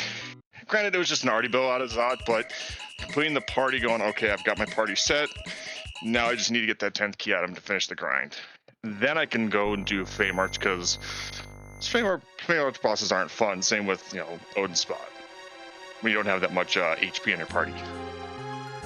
Yeah, definitely makes sense. Well, that's all I got for you. So GG's again. Muppets, any other questions for our winner this afternoon, Tybalt? None from me. Just very well raced, very well responded to. Loved the gambles that were made, and it was really cool to see one of the big ones pay off. So, again, congratulations, Tybalt. Very well done, and thank you for the insight onto our questions. Yeah, I will say I was panicking because I hadn't seen the Alt Gauntlet at any point. I was like, if it's at Masa, I'm gonna do it. Yeah. Alt Gauntlet. Well, thank you very much, Tybalt. Really appreciate it. And, have a fantastic afternoon, sir. Yeah, you too. I look forward to watching this back. Meanwhile, Scythe has 2 adamant armors, by the way. Went to Agart and actually purchased one, as well as did the pink tail check. So it's got an adamant armor on Palom and an adamant armor on Fusoya. And is currently doing the Twin Harp check. Did you know that adamant armors protect against silence, but the mute button does?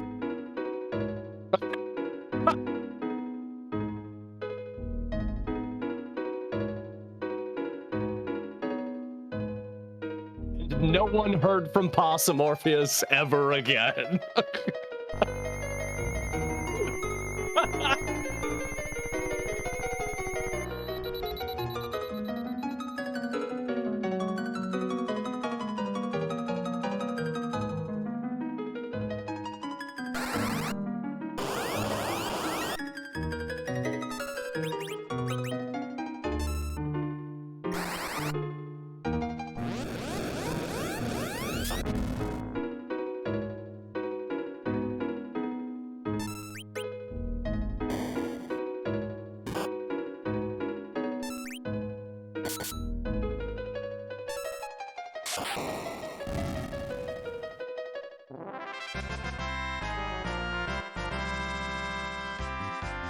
Hello, Evil Wall. Goodbye, Evil Wall.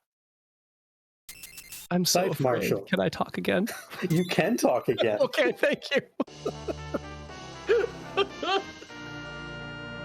There is the pan for Scythe Marshal. We're going to be picking up our Adamant Rock shortly, and Scythe Marshal going to also be getting into go mode. Worth noting that that off stream we have had a second place finisher, Wylam, coming in second place with a time of 1:38:17. Literally just happened. So keeping y'all up to date on all of the details off stream. Now that we have our first place winner in the race already confirmed in Tybalt.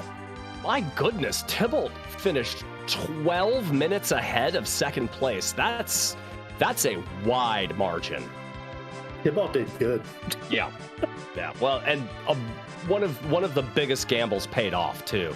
Piecing out of the lunar subterrane when Tybalt did was probably the biggest time save. It was the biggest gamble, but it was the biggest time save. And I think that one is really going to be the one that sets him apart from the rest of the pack. And we're probably going to see him start rolling in one by one here in the next few minutes. I think the other real big thing was looting the Damsian basement and picking up that Stardust Rod was really quite the kickstart for him. That allowed him to take that level 1 Rydia and turn her into a level 1 powerhouse. Yep. So it was a phenomenal early pickup, and it was leveraged extremely well by Tybalt. And we do now see Scythe Marshal picking up his Adamant Rock, so is now going to turn that in, forge that Mist Whip, and be on his way to Zoromas. I think Scythe is going to ever use the Mist Whip. As a Stardust Rod. Well, sure enough.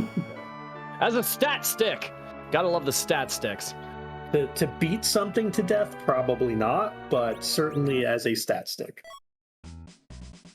Just want to see one swing. Just one swing. I mean, what we might get to see from Scythe, and now keep in mind, Scythe reset on Antlion to do the meta objective there. So we could see Scythe try to go for the missed kill and count the damage on Zoromas here, which would be incredibly cool to see. I assume that we're also going to be getting full reflect struts here from Scythe as he also picks up his crystal, but may go for that missed kill. It's not going to do a ton of damage, but if Scythe can line it up correctly, and there are few better with numbers in this community than Scythe Marshal, who has done a ton of work and explained a ton of things to me along the way. If anyone can do it, Scythe would be the man for sure. You know, it's interesting watching a Zoromas fight with an individual who actually can count, running mathematics style count damage to an accurate degree. The way in which the fight progresses is just different. It's not as fast, but it's visibly more deliberate. It's always so fascinating. Well, got the Sand Ruby.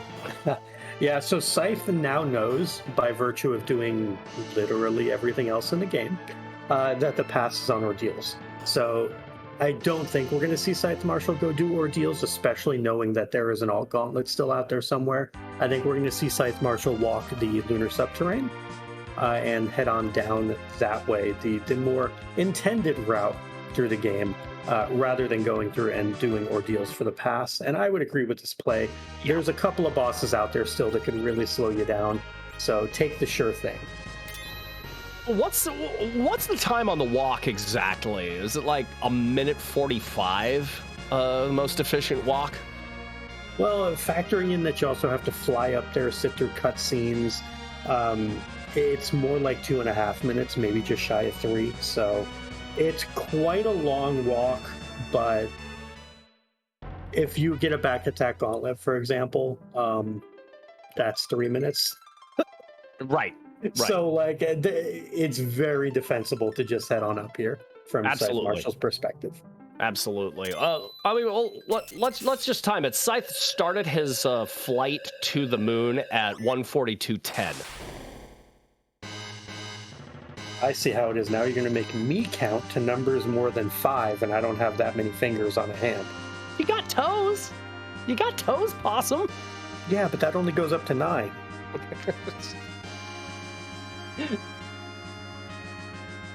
See, but you can count to 9 times, right? Yeah, but... Yeah, and... I don't want to. Don't make me do it.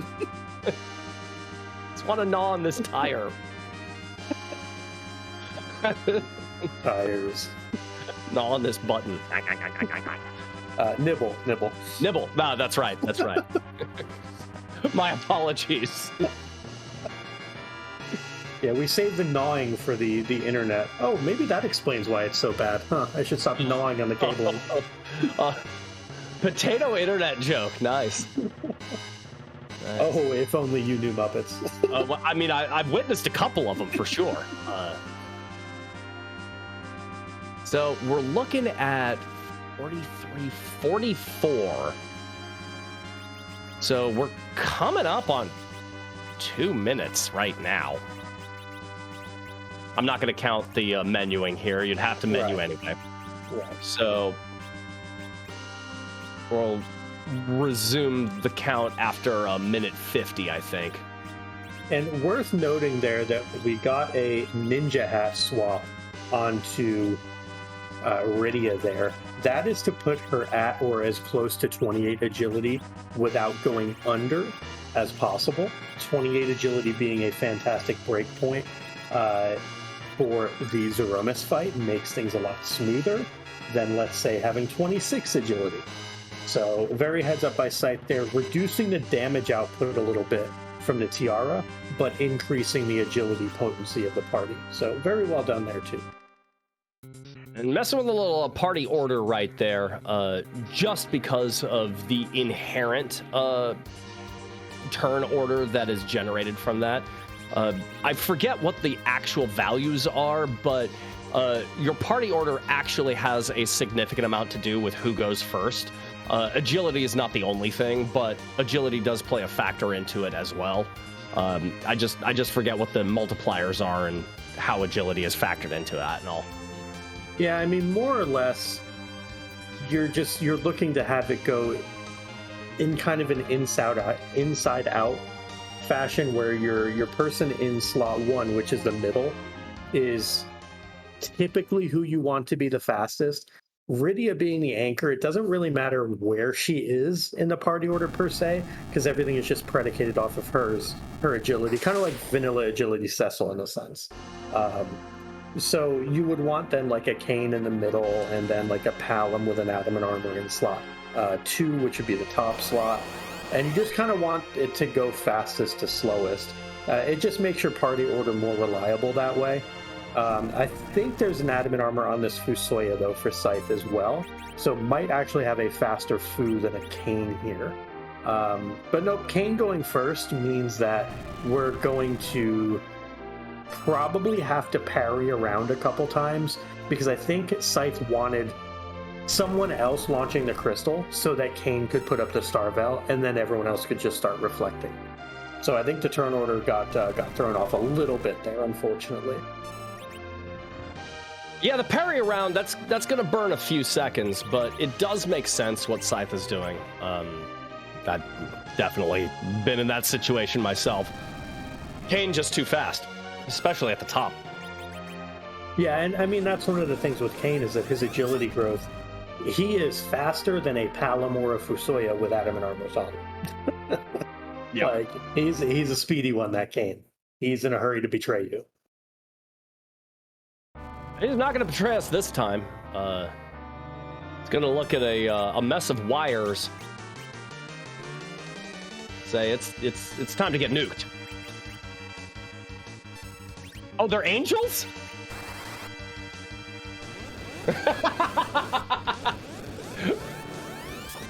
And the voice of God has informed us that they're angels, not wires. So yes, thank you, voice of God. We are learning today, aren't we, Muppets? I learn every day, Possum. I learn every day. That makes two of us. But I would like to learn, chat, that there have been 3 more off-stream finishers. We have Engie Dave in 3rd place, Judge Joe in 4th place, Tall Grant in 5th place. Worth noting that 4th and 5th were 4 seconds apart. Wow. That is close. And usually in these larger, like more than 4-person races, you'll get 1 or 2 that are like right next to each other. But 4 seconds, that's incredible. Especially, when you look at it in the 4 seconds versus the time elapsed for the total seed. In this case, an hour and 47 minutes. To think that 2 people could do the same thing, different things, diverge and converge and do all of those and come within 4 seconds, it's always so interesting to me that these races can end up that close after that amount of time. And right. That's the beauty of this randomizer too, is that there's just all of the options, all of the different play styles. People prioritize things in different ways, and it can end up looking relatively the same on paper at the end. Yeah, absolutely. And looks like things looking the same on one end as the other. Tybalt nuked Queen Miss into oblivion, and Scythe Marshal appears to be doing the exact same thing. So poor Queen Miss just not having the best of Saturdays here, or potentially Sundays, depending on where you are. And if my math is right, this white cast, I think we have lethal damage in the air. Let us find out shortly. Yep. That's going to do it. Good night. Sleep tight. Queen Miss has no more fight. 1 hour, 49 minutes, and 27 seconds for Scythe Marshal. Frankly, 6th place does not do Scythe Marshal justice for how well Scythe Marshal ran this race. And Possum, you and I have both agreed with so many of Scythe Marshal's choices here. I think that in the end, the competition is just so steep and so good that Rando's gonna rando is sort of the end result of what Scythe Marshal has endured here. Yeah, absolutely. I think a lot of the decisions Scythe made, like holding off on a 4th party member, holding off on that Porum, and we'll talk about with Scythe the ultimate decision to accept that Porum into the party. And we won't have to hold off much longer because we are joined by Scythe Marshal, and now we can ask those questions. Absolutely. GG to you, Scythe Marshal. GG, I guess. Scythe, one thing that Possum and I were just remarking here is just how many of your choices we agreed with, and just how methodically you went through this particular seed. I just said that 6th place does not do it justice, just how well you ran this particular seed. I think in the end, this was sort of a rando's gonna rando. One of the things that I wanted to ask you, I think Possum Orpheus is interested too, is you held off on a 4th character for a really, really long time.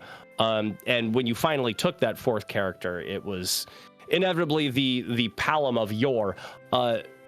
What was it that, were you holding off for a Cecil? What was it that you were holding off for so long? Or was that just incidental? Well,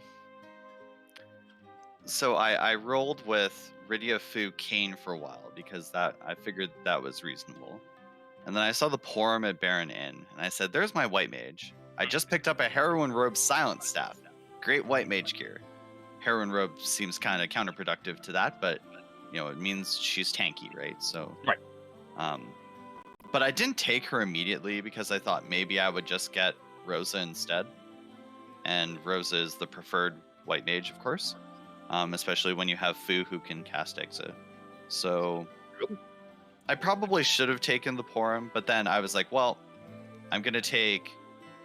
I saw that Edge really early. I said, he could be good. And then I saw the Crystal Sword in the Troya shops. And I said, I'll take Cecil. And then I realized I have 3 mages and Kane. So, Yeah. you know, the appropriate play at the end of the day is you take Palom and you have 3 new casters, 1 white caster, and you blow the rest of the seat up after you go to the moon. Well, let's talk about grinding for a second. You ended up doing a lot of these boss fights at relatively low level, low HP, especially the King and Queen of Feymarch fights too, and you managed to crush through them pretty effectively at that. Were you holding off on your grind until you decided your 5th character, like in totality? You did a few eggs to get yourself up to Virus, I believe, but then after that it was just you held off and you held off and you held off until I think Gold Dragons were concerned. Talk to me a little about the strategy behind grind on this, because grinding ends up being such a wildly divergent and heavily opinionated subject. Yeah, so I was thinking, like, so the grind you do depends a non-trivial amount on the gear you have and who your party is. So would I have done Gold Dragons with... I probably could have done Gold Dragons with weak, right? Fu had weak, so I could have done that.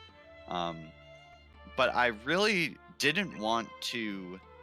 So I wanted to get my 3 base, like my 3 main characters, like Rydia and Kane. Fu doesn't need levels, whatever. But I wanted Rydia and Kane to get some levels so I can start blowing things out with Leviathan, right? That's sort of the plan. And then you do that a little bit. That was my initial 5 eggs. And then I said, well, I don't want to really grind. Maybe it was only 2 eggs or something. And then I went and got Porum. And I don't remember the order of operations here. Sure. I was not thinking enough. But I thought, okay, I've got my Porum. I have 2 objectives, right? This could be a Jet Seed, sort of. And if I have Rydia, Palom, or Rydia, Porum, Fu, that's like, you can sort of do... I could do party 4 strats if absolutely necessary. I wouldn't want to, but I could have. So I didn't want to do a big grind and then get a 5th character, right? Because that's just wasted XP on that character because it's not split. Sure. Alchemy, don't ever put split XP on. Thanks. But yeah, so I really wanted to hold off until that. And then I also wanted... your grinds go way faster if you have tanky items. And so with these characters, because you're not stopping at mid-low 40s, you really want to get all the way out to... you really want to get out to your 1 million-ish XP level. And so tanky items is good for that, when you're not like demachining or slingshotting. Right. And I wanted Rydia. Wanted Rydia to have nuke. I could have probably done it with just Palom Fu, probably. But I figured I had Rydia, I had Porum. I would get everyone to all the big spells, and that would be I wouldn't have been able to just slingshot Palom and cut the grind short. I guess in the end I could have, because I fought all the moon bosses anyway. Surprise. Awesome. I just wanted to say, GG Scythe. We watched you run this, and again, Muppets and I agreed with a ton of your decisions. Going top down on the moon, certainly to me anyway, made a ton of sense. You do the Murasame altar because then you don't have to do a walk down the lunar subterrane, not just exiting out. After getting the twin harp, because that's a heck of a commitment for a chase. Holding off on that Porum, I thought was a very heads up thing as well. Just overall, I loved how you routed it. I liked the aggression on the objectives as well. knowing that you have an early Fusoya with nuke, I think it was at 1400 HP of all things. Yeah, really. Yeah, like you were able to leverage that, and between that and a Bahamut summon, like you cleared out your objectives. It just so happened that it was one of those seeds where you had to do basically everything. So well, you know yeah, that I mean, that aggression you don't really didn't. have to do everything. Well, You just guess right. right. Well, Right. sure, but that's anything. But like it's one of those where if you make those general kind of consensus plays and you route it how the majority would, you know, you're going to end up doing a lot more of this seed than average. Yeah. And you know, I think you just played it really well. Is what I want to highlight. That again, to Muppet's point, the sixth place doesn't do you justice. I think you played that extremely well, and you should definitely walk away from this head held high as opposed to any alternative. Oh, thanks. Absolutely agreed. Quick question. What was on Ordeals? Because I faded it completely. It had the pass, Pass. I assume. Pass. Who were the bosses? Wyvern was the altar room. I think Magus sisters were on the bridge. No, they And weren't. I blew up the Magus sisters at Yeah. oh yeah, who spot. who was the Magus sister? Who was Magus on the sisters bridge? would top a tower, but Ordeals, I do not remember. Well, Wyvern was there, which is funny. Yeah. Yeah.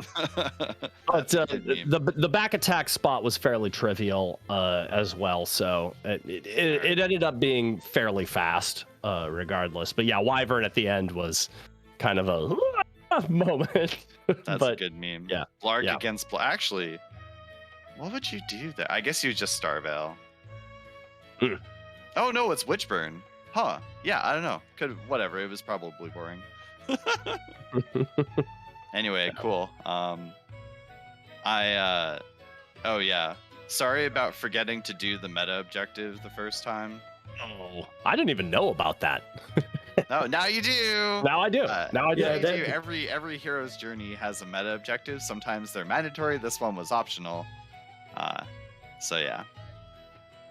No, it was good though, because we were wondering what was the reset for, and then Alchemy pointed out meta objective question mark. I was like, Yeah. oh yeah, that makes sense. Yeah, I So we realized- appreciate that from you. I realized, oh, I'm on Restream, and I normally like to try to do the meta objectives, so went back for it. Anyway, thanks for comms, Muppets, and Possum, and Fiery for tracking. I'm sure it was good. And Scala, thanks for rolling yet another meme seed. It was And, Alchemy, not Playing Scala. Scala? Yeah, What? that's yeah, Oh, well. it was Alchemy, right? My Yeah. bad. I forgot Alchemy rolls these seeds for us. My bad. Yeah, and Sorry, they're- Scala. Thank they're you for always restreaming. mean. Thanks, Absolutely. Alchemy, for rolling a meme seed. Yeah. Thank you very much for popping in, Scythe.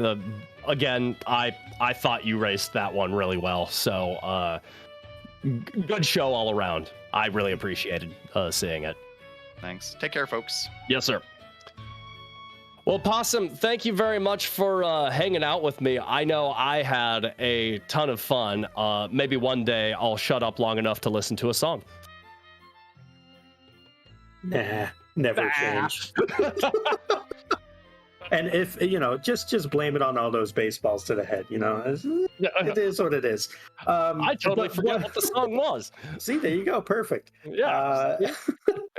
But yeah, one last time, everyone. This was fantastic. This was fun. It was great. I'm so happy you're back doing comms with us Muppets, and look forward to it again. But thank you first and foremost to our runners, Tybalt and Scythe, for letting us watch them.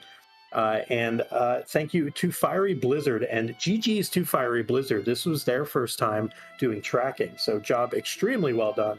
Scala, Spot of course, on. behind the scenes. Alchemy for coming up with this fantastic little flag set that changes every week, by the way.